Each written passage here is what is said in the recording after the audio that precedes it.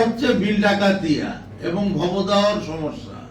যশোর থেকে, যশোর, কেশবপুর, মনিরামপুর, ওই যশোরের অধিকাংশ থানার থেকে ওটা খুলনা, ডুমুরিয়া এবং সাতক্ষীরার তালা কিন্তু অ্যাটাক হয়ে গেছে, কিন্তু এর কোনো সমাধান নাই।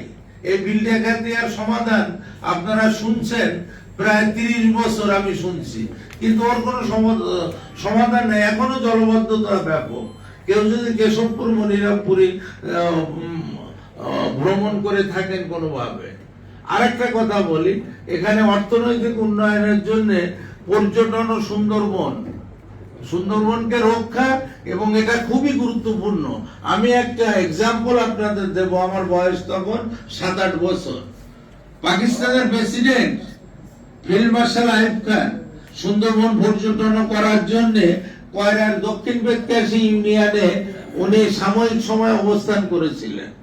ওনার উদ্দেশ্য ছিল ওনার সাথে জাপানের প্রধানমন্ত্রী ফুকুদা অথবা ম্যাকনামারা